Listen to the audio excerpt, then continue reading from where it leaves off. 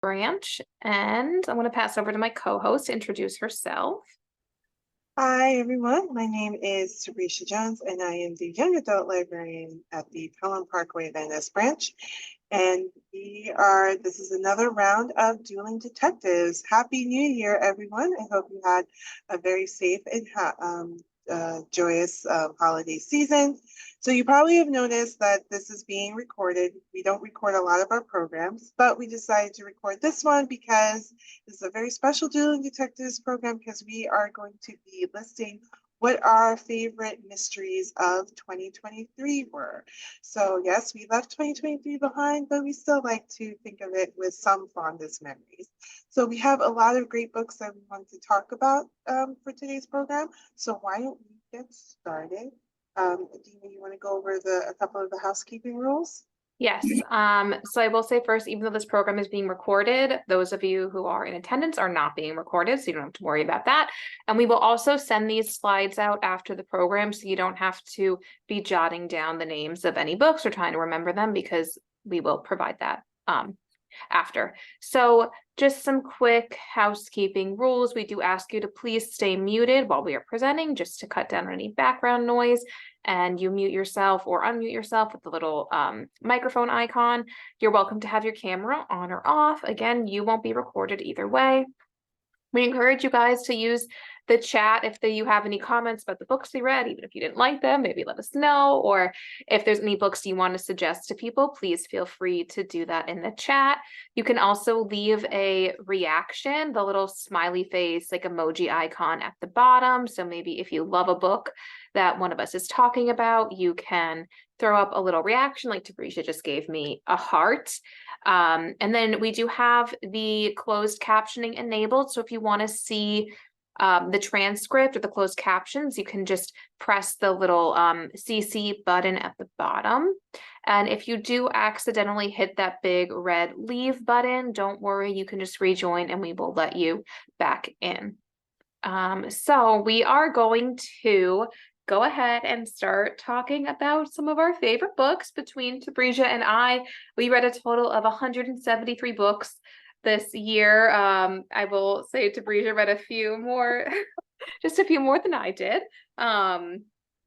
So more credit to her.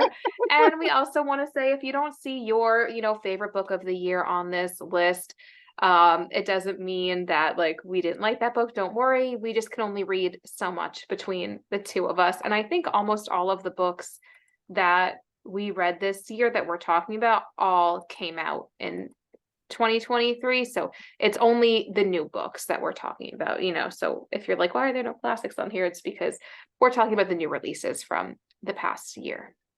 And okay, so if you were here with us in the summer, we did have a Best Mysteries of 2023 so far program. So we just want to do a quick reminder of what those books were that were our favorites in the first half of the year. So Tabrisha, you want to go over that first row of books that we liked?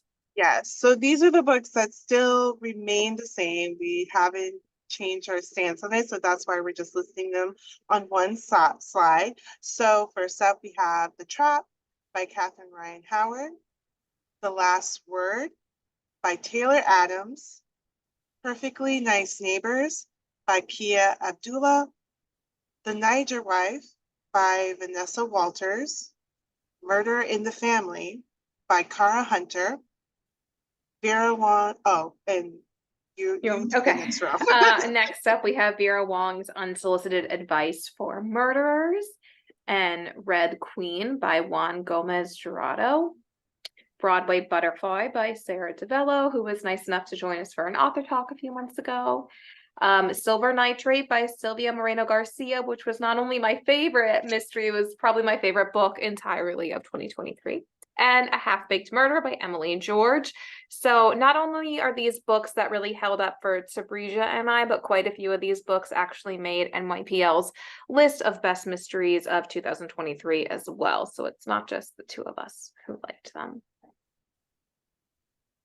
Okay, all right. So we're ready to start off with the new books that you have not here as mentioned, and we're going to start off with Adina. So you can go ahead and take the floor. Okay, well, I think both of us are going to talk about this one a Yes, little we because are. we did both love this book, and I have to give full credit to Brisha because she recommended this book to me. She basically said, "Stop what you're doing and read this book."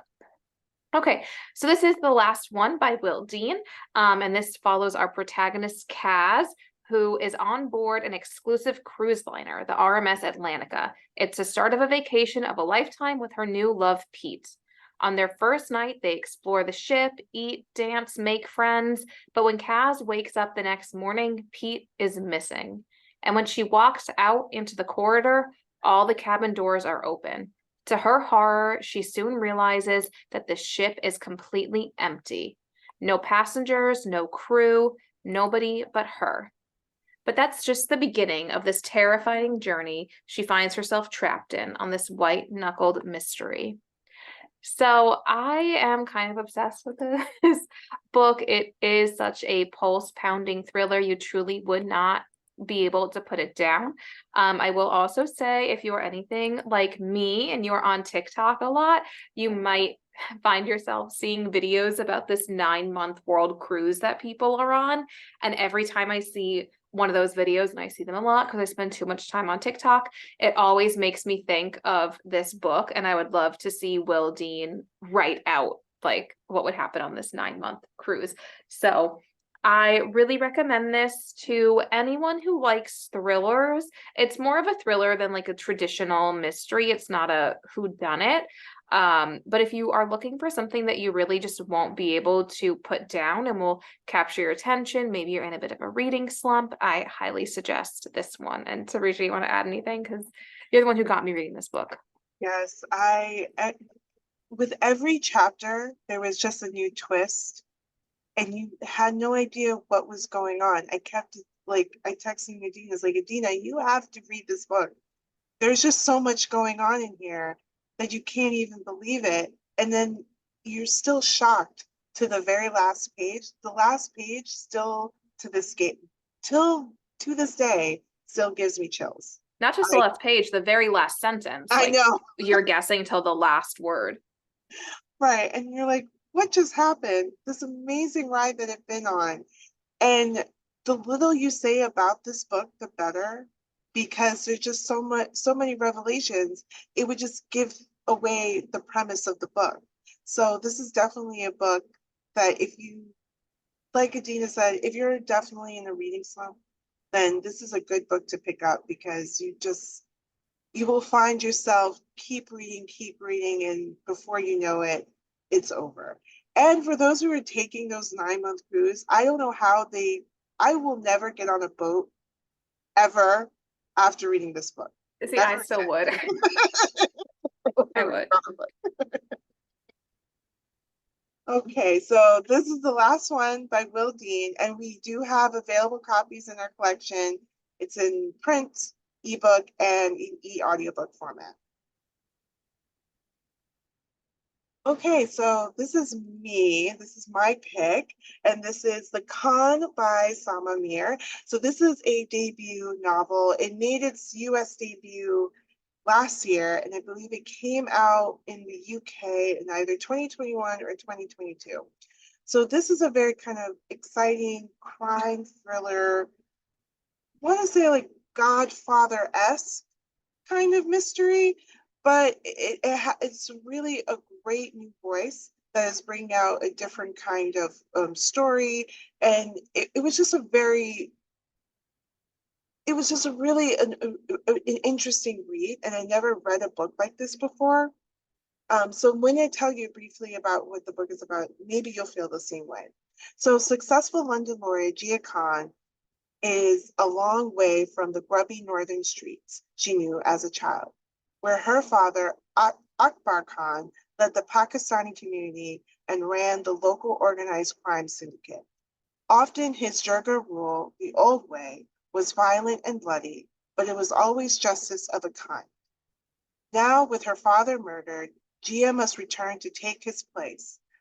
The police have always relied on the Khan to maintain the fragile order of the streets, but a bloody power struggle has broken out among warring communities and nobody is safe. So I get that's what from what I'm saying, from what this book is, it is like if you are a type of reader who likes legal thrillers, then this is definitely a book for you. But it also has the elements of a family fiction, and also it does provide the twists and turns because you never really see the twist coming that comes really close towards the end. And I am happy to say there is a second book that is coming out this year, but it's coming out in the UK. So, but hopefully in the United States, we don't have to wait that long for it because I feel like Gia Khan is a different type of character. I absolutely love her. Even her actions might be questionable, but she's a very interesting kind of Khan in this story. So if you're looking to read a different type of crime fiction, then this is definitely a book you should pick up. So this is a book that is available, I believe, only in print and in ebook format. So again, that is The Con by Sama Mir. Okay, back to me. I am excited to talk about this book. I guess it's really a novella, and it is The Christmas Appeal by Janice Hallett. And you might have read her book, The Appeal. It came out 2 years ago now. So this book is sort of a sequel to that. It involves a lot of the same characters, but you don't have to have read the sequel to enjoy this one or to know what's going on. So, when a dead body interrupts the rehearsals for their holiday production of Jack and the Beanstalk, Fairway players Femi and Charlotte page through letters, emails, and police transcripts to identify both the victim and killer before it's curtains for their production permanently. I think my description of this book got kind of mangled in copy and pasting. I'm sorry, so I'm just going to describe it. This book follows the Fairway Players. They are a local community theater group, and at their Christmas show of Jack and the Beanstalk, a dead body falls out of the beanstalk, and it is up to Femi and Charlotte, who are two lawyers who have been sent all of the records of this case, to figure out who the body is and how they got there. This book is like a mixed media style, so it is told all through text messages, emails, police transcripts, newspaper articles. It's like a modern epistolary, I can never say this word, novel. And that kind of book is definitely not for everyone. I'm the first person to admit not everybody wants to read a ton of emails, but I happen to love this kind of book because it really presents a puzzle for you to put together yourself and piece together the evidence. I actually think that this book is better than the original The Appeal because it is a novella. It is so short, sweet, kind of concise. It gets to the point a lot faster than The Appeal did. The Appeal was very long. Reading 300 pages of emails can get to be a little bit much, but this one I think is perfect. It lends itself so well to this mixed media format. So I really would kind of recommend this one over The Appeal. You don't even have to read that one, just jump right into this. And it's just a nice little Christmas story, but of course you can read it any time of year. Tarisha, do you want to add anything to The Christmas Appeal? It was kind of nice after reading a lot of dark and disturbing thrillers. This was a up, even though it had murder in it, it was more uplifting, and it was kind of a touching experience. But like Adina said, it is not as, if you are tired of reading like long letters or a long novel just full of emails, and this is a much quicker read. It can be read alone, but might be a little lost, so you probably should read The Appeal because a lot of the same characters were in The Appeal are in the Christmas Appeal, and they do discuss some of the events that happened in The Appeal as well. But it can be read alone if you just want to get a feel of how the Janice Hallett does the epistolary format in her way. It's also a very cozy book, so it's not a cozy mystery, but it is set in like a small English town during Christmas. So if you want something a little bit on the cozier side, I would recommend this one.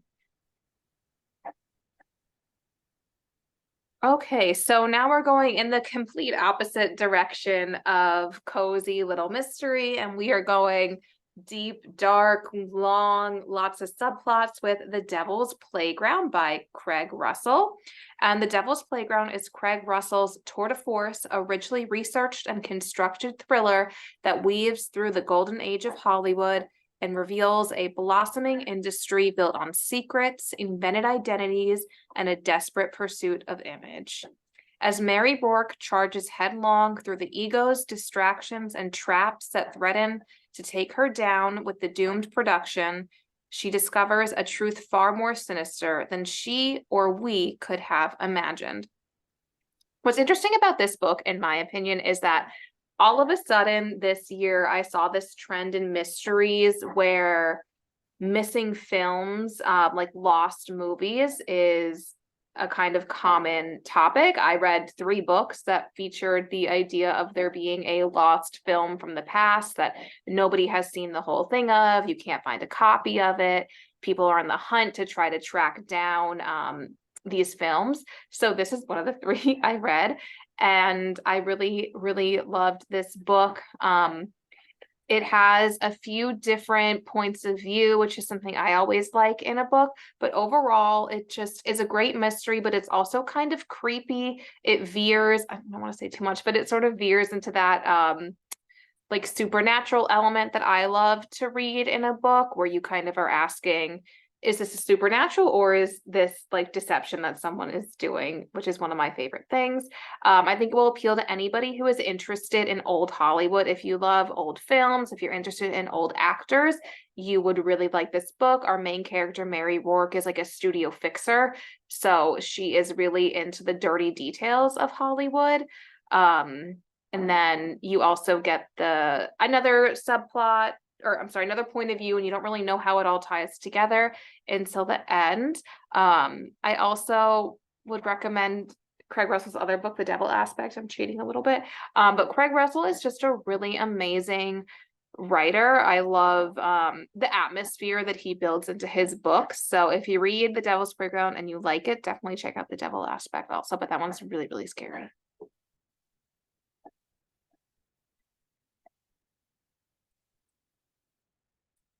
Okay, so this is also both of us, but I'll start off the conversation. So it'll be Penance by Eliza Clark.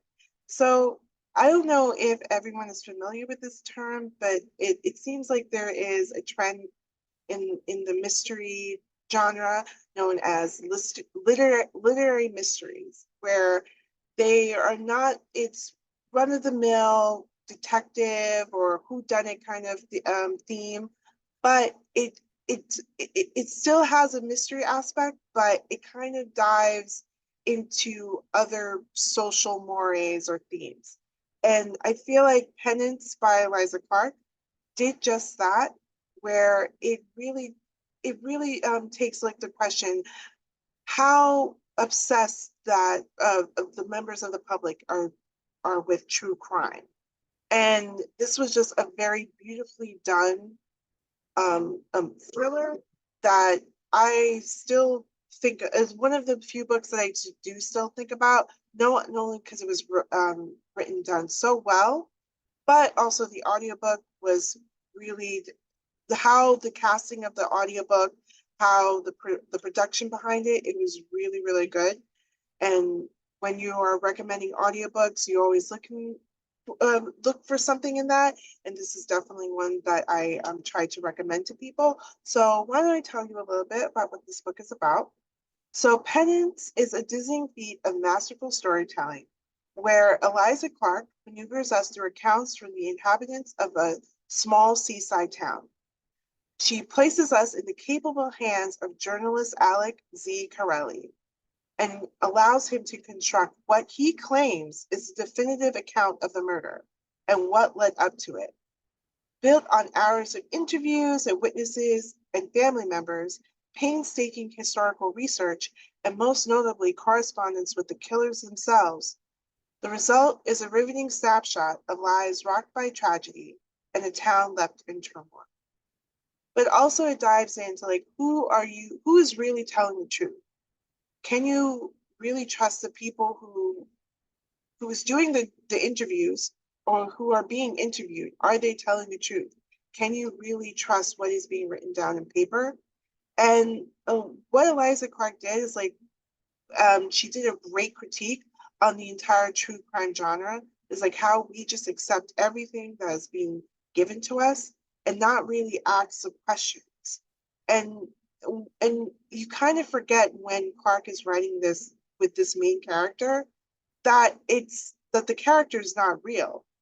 You think that you are actually talking to Alex Z. Corelli, and you forget, like, no, this is Eliza Clark talking. And she just is an amazing storyteller. I don't know how she did it with this book. Adina, I know you read it. If you have something more to say about it. I do. And actually what you just said about how Eliza Clark so embodies that journalist, I got kind of confused looking at the cover for a second, like, wait, this is written by a man, and it's because she did such a good job. But one of the aspects that I loved so much about this book is the way it is a commentary on how we consume true crime as a culture.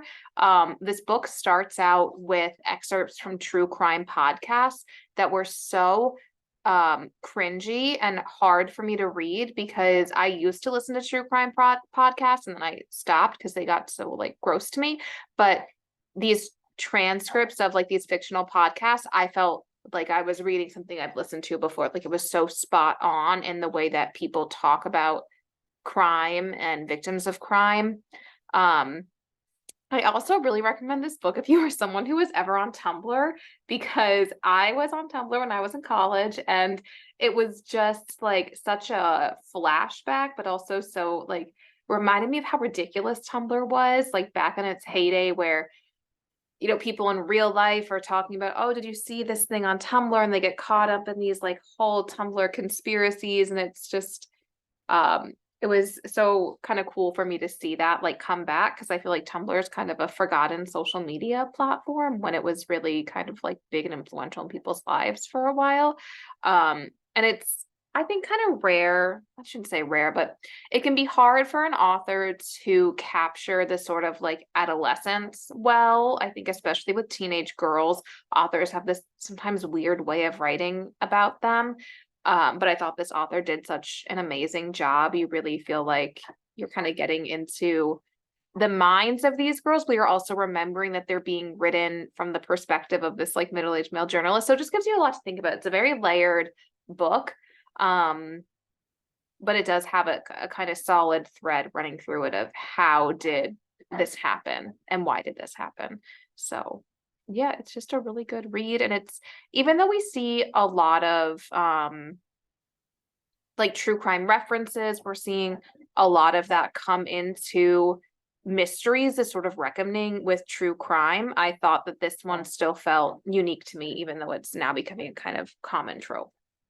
Yeah, and I do agree with like what you said, like when she was writing the teenage scenes, like you forget that she is in her 20s or 30s and she's writing this and it's not teenagers who has written this. You kind of forget the characters she has created. It seems like she embodied them and really was able to capture their voice so authentically. So you are definitely in it for a treat when reading this book. So I believe we have the print copies because they have been on order for a while, but we definitely have the ebook and the e-audiobook in our collection. So again, that is Penance by Eliza Clark.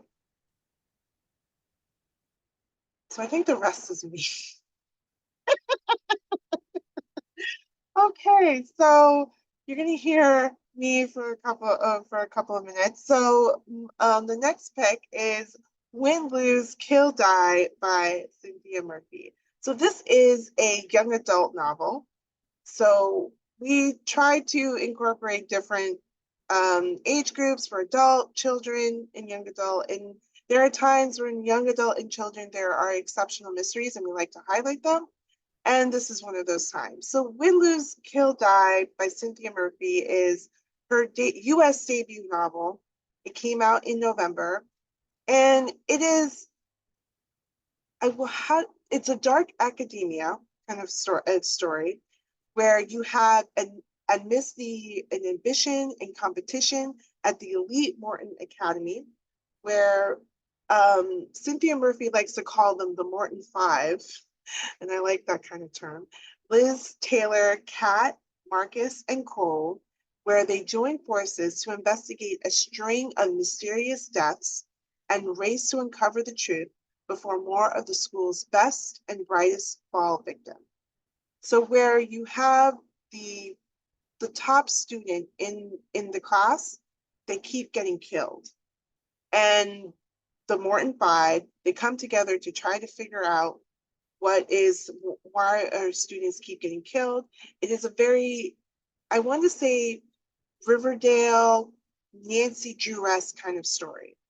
However, I'd like to recommend it to adult readers because sometimes reading adult novels, it can be very daunting, and you want a fast-paced kind of a mystery. And this is a good young adult novel that's very quick, fast-paced.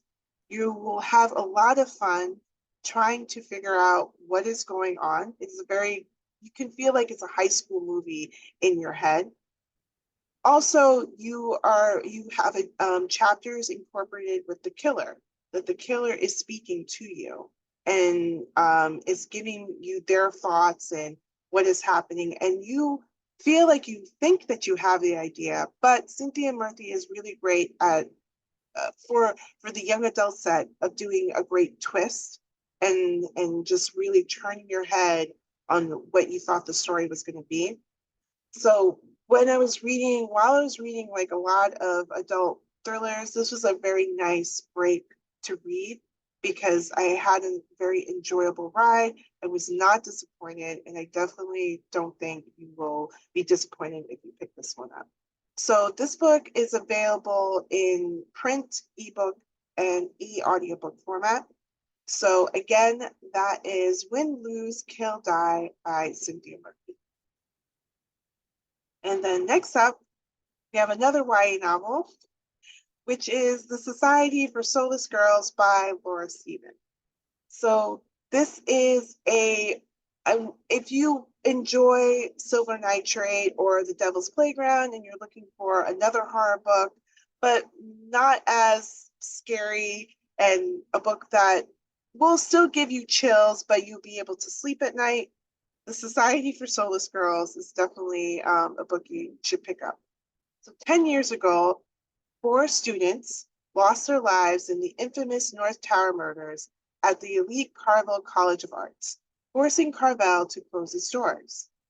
Now Carvel is reopening, and fearless student Lottie is determined to find out what really happened. But when her roommate, Alice, stumbles upon a sinister soul-splitting ritual hidden in Carvel's haunted library, the North Tower claims another victim. Can Lottie uncover the truth before the North Tower strikes again? So if we have audience members who are fans of The Strange Case of Dr. Jekyll and Mr. Hyde by Robert Louis Stevenson, then this is a really great book for you because this is a YA LGBTQ retelling of the story in a more contemporary setting. This is a dark academia story, which is becoming a trend again with the past few dark academia stories that have happened in the mystery genre. You have the mixture of the supernatural, the mystical nature of mystical element of the story, and you are going along with Alice and Lottie trying to figure out why are girls just disappearing and dying, what is causing them, this North Tower ambience to just like lose themselves. And it was a very, I'm not a big horror fan compared to like Adina, but this was like a really great retelling of a classic that I absolutely love. I read it in college, and seeing this retelling of Dr. Jekyll and Mr. Hyde, yes, it was very spooky. It's a very good, very perfect for Halloween. um, seeing this retelling of Dr. Jekyll and Mr. Hyde, bringing it to new light for young adult audiences. It was really great to see, and I feel like a lot of our adult audience members will highly enjoy this one. It was well written, very mystical, just an atmospheric, dark atmospheric setting that you would just really feel like encompassed in it. So this book is available in print, I believe, audiobook, but definitely in ebook format. So again, that is The Society for Soulless Girls by Laura Stephen. Okay, now we're going back into adult, and this is a book, and I'm going to maybe mention two books that both me and Adina have we differ on. we both differ on. So the first book is The Drift by C.J. Tudor. We both love The Burning Girls by C.J. Tudor, but I love The Drift. Adina did not love The Drift. So what C.J. Tudor with this one, with the thumbs down. So with The Drift by C.J. Tudor, what I really loved about this book is how C.J. Tudor constructed this amazing, heart-stopping thriller in just three perspectives, and then tying it up, like only like for I want to say a quarter of the way of the book, but also encouraging readers to pick up the little clues and trying to figure out how it all connects together. So you have Hannah trapped with a handful of survivors after an accident, Meg stranded in a cable car high above snowy mountains with 5 strangers, and Carter plunged into darkness in an isolated ski chalet, are all faced with something that threatens to consume all of humanity. So, trigger warning, this does take place in a world where there was a virus that took kind of obliterated most of humanity. Kind of sounds a little bit familiar, but C.J. Tudor is adamant saying that the pandemic did not influence her one bit. I don't know if I believe that, but because it does seem a little bit similar. But I'm gonna take her word for it. But what I really loved about this book is what C.J. Tudor is good at is genre blending. So you have mystery, thriller, horror, sci-fi, all mixed in one into this book. And you are on an amazing ride from beginning to end, jumping from perspective to perspective and trying to figure out how they're all connected to one another. And once you do, your mind is completely blown and you are just left with a very shocking and want to say inspirational and hopeful kind of ending. Well, Tudor doesn't do that a lot in her books, but she did that with this one. And I kind of like that she came kind of like an uplifting ending. If you do choose to read this book, and you really should, I do recommend reading something happy afterwards because it is a little daunting and sad. But it is a really great triumph of what, in my opinion, what Tudor does so well in her novels.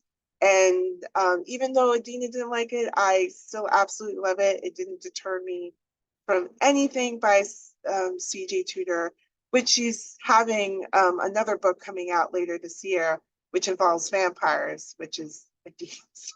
I will say the reason I didn't like this book is because I personally do not like survivalist stories. I don't want to read about, people stranded in a snowstorm and how are they going to make it out alive. That's just not my personal taste. It's nothing against this book. So even though I didn't like it, I will give it a compliment, which is this book had a really creative and unique twist, in my opinion. It did. And So with that being said, I will leave it at that.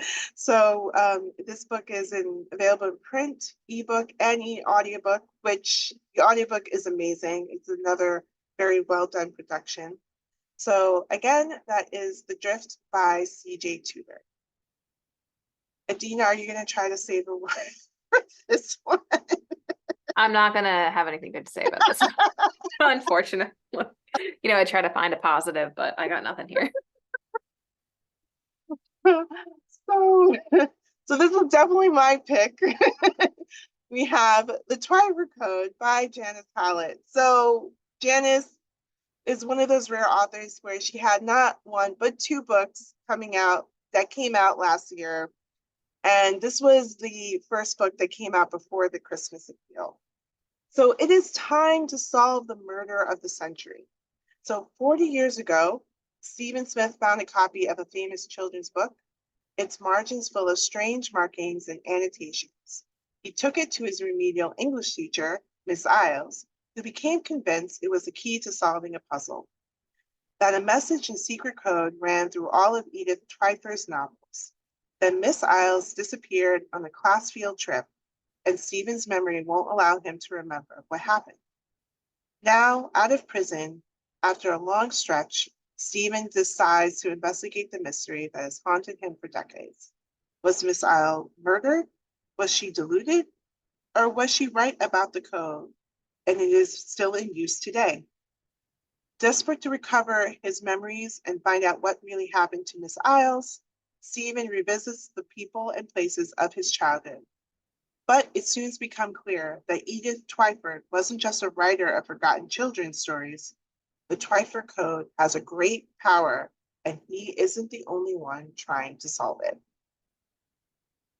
So this, and as what Janice Hallett does, she writes either in epistolary format or in script format. And again, this is another book that is written in transcript format. And what I really loved about Janice Hallett's work is that she encourages the reader to pick up the clues and trying to figure out what is the Twyford Code. And she does that especially at the last page with when I finished reading it, I got a pen and paper and I'm trying to figure out the code. And I texted Dina, I was like, I figured it out. Here's the code. But it is a slow paced book. However, it is it's a really great ride of like you really can't trust what you're reading. And it's like, and I feel like Janice Hallett was kind of not laughing, but trying to put us on an adventure to try to figure out what is the Twyford Code? Like, can we really believe like what are we reading? And or what we're listening, because these are transcripts and we're just listening to them. It's like is it like a person who's doing this, or I don't want to give anything away because there are a lot of twists in this and kind of surprising elements in this book that I really would like people to try to give this a chance because it really encourages you to try to solve the crime of the century. So this book is available in print and in ebook and e-audiobook format. However, like I said, it is written in a transcript format. In my opinion, it is best to read it in print format because there are going to be times that you're going to be going back to what you read before and then going back and forth to see, wait, did I just read that? Because you are trying to figure out the clues for yourself. So it is, in my opinion, better to read it in print format, but we do have it available in ebook and in e-audiobook and also in large print. So again, that is The Twyford Code by Janice Hallett.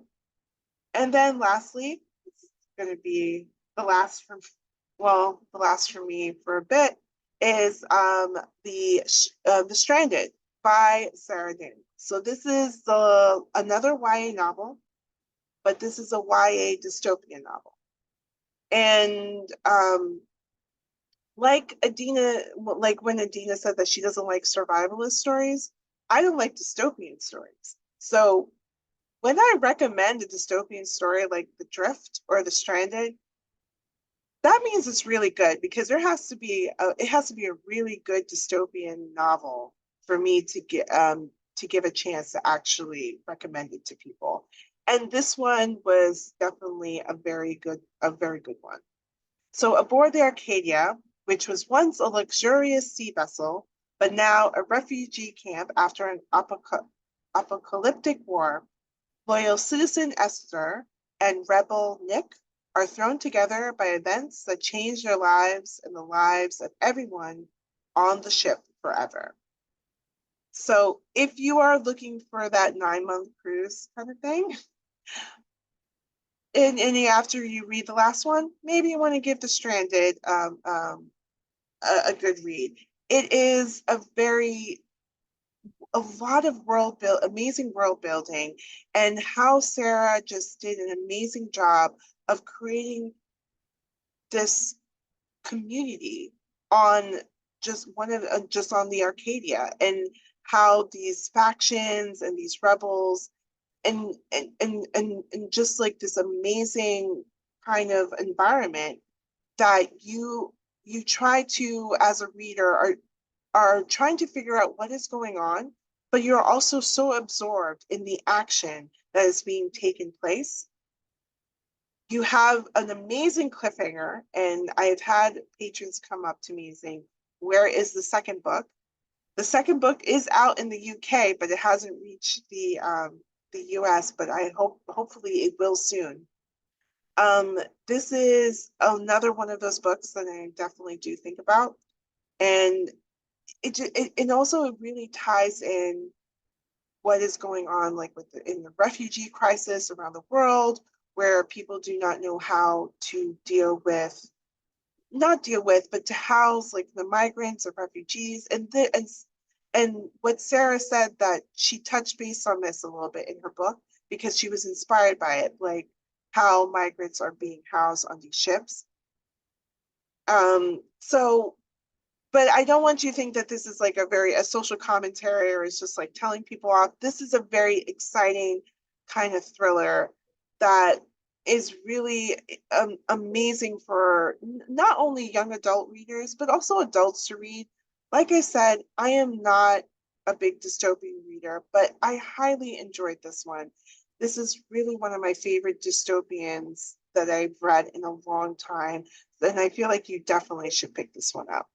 So this one is available in our collection in print and in ebook format. So take a chance on reading a young adult novel. I named a couple of you, but this is also one that definitely should be picked up. So this is The Stranded by Sarah Daniels.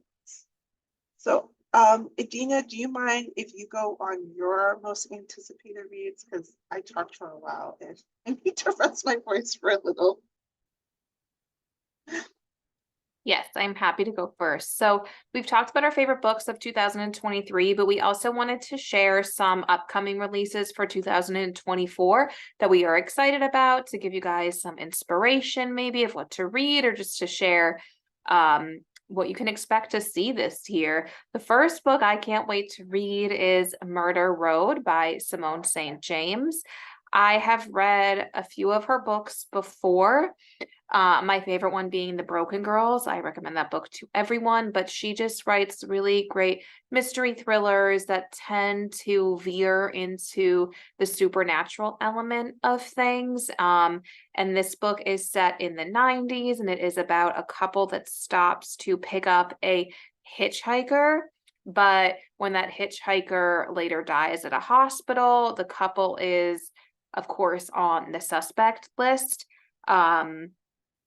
And they end up embroiled in this mystery of what is happening on the road where they picked up the hitchhiker. So I have my fingers crossed for this one, because Simone St. James books have been a little bit inconsistent over the years for me personally, but I have high hopes about this one.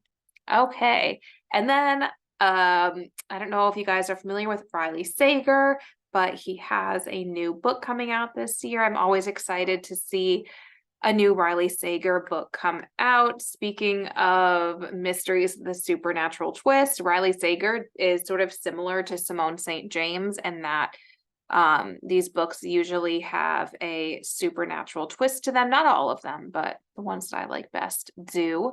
And this book is about a man who must contend with the long ago disappearance of his childhood best friend and the dark secrets lurking just behind the safe confines of his picture perfect neighborhood.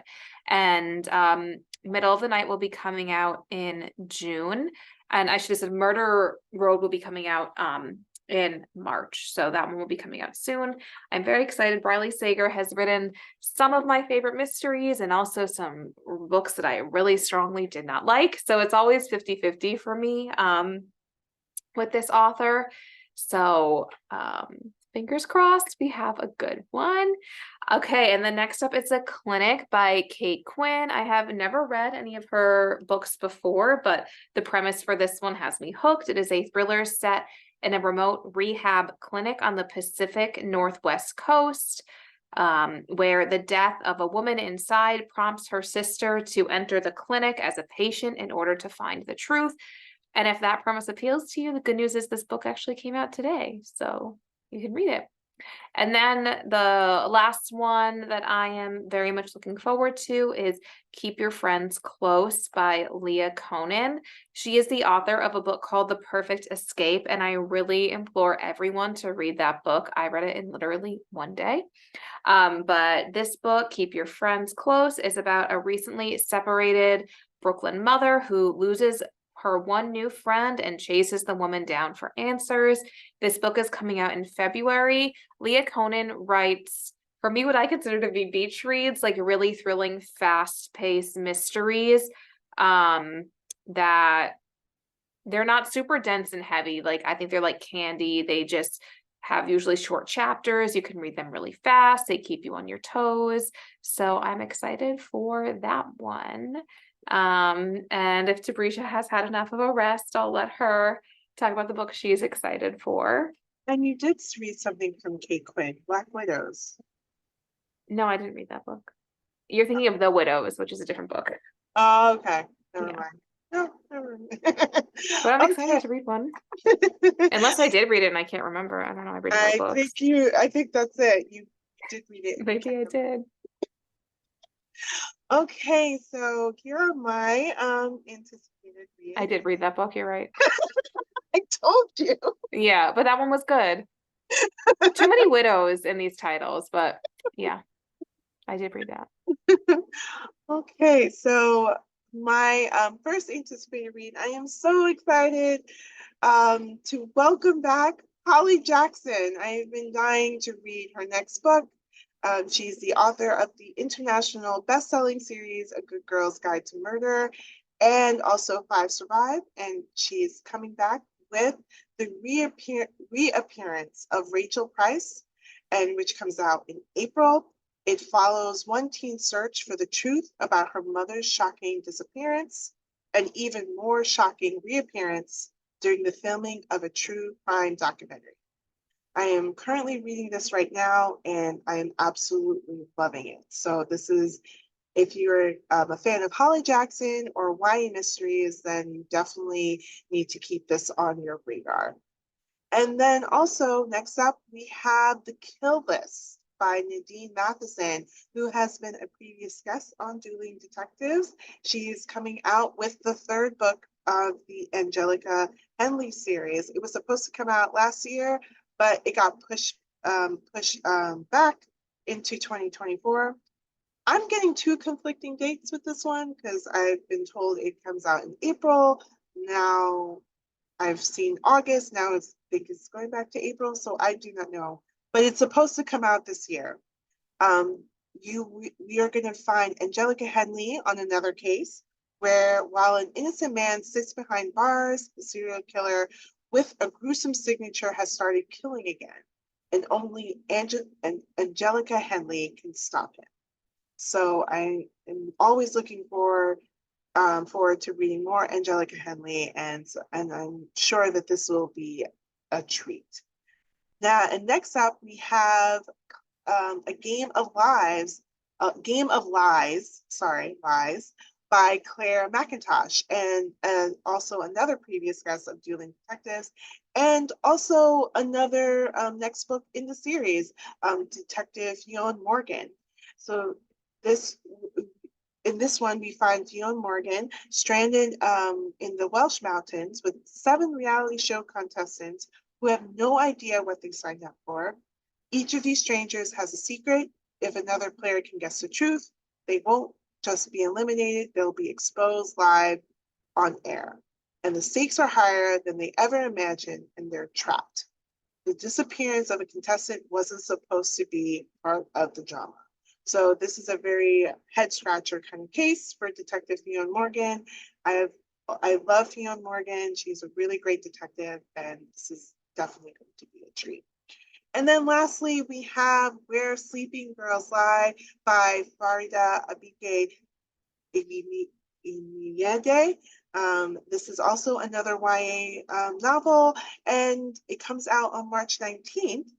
And this is a book where also a dark academia book. So if you love Win, Lose, Kill, Die and the Society for Soulless Girls, and you're looking for more dark academia books, then this one should be on your radar, where it finds Sade Hussein, who's starting her 3rd year of high school at the prestigious Alfred Nobel Academy boarding school after being homeschooled all her life.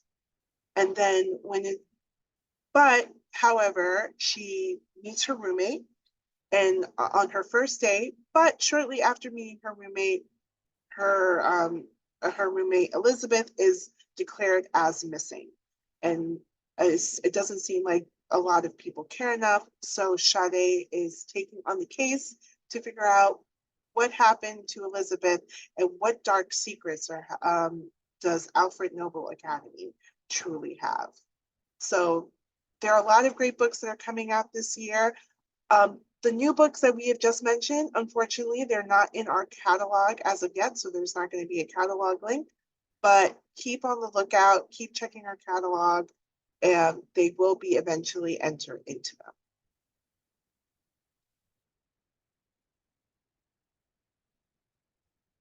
So there are times where we like to highlight like the books that we're really most excited about. So this year we wanted to highlight 2. And definitely I wanted to highlight The Last Murder at the End of the World by Stuart Turton. Stuart Turton, who has been a previous guest of Dueling Detectives, he is back with his very complex and funny self. And with this latest really head scratcher of a novel. It's a very great high concept murder mystery. It is a dystopian, but it is a dystopian that you've never read before. And I absolutely loved it. I read it last year. I couldn't put it down. Where you find sorry. So you find a group of people on this island. It has 122 villagers and 3 scientists, and they're living in harmony. But however, one of the beloved scientists is found dead, and they're stabbed to death. And also the cloud that was keeping there's a cloud that was preventing, not killing the people on the island. The murder triggered that cloud to start encompassing the island. So they have to solve the murder before everyone else dies. I know it is like a very like I don't know how Stuart comes up with these mysteries, but it is an amazing book.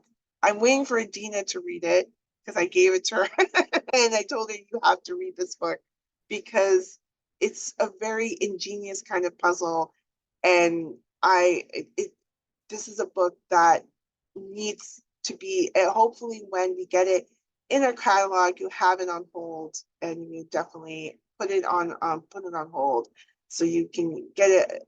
You have an amazing chance to read it.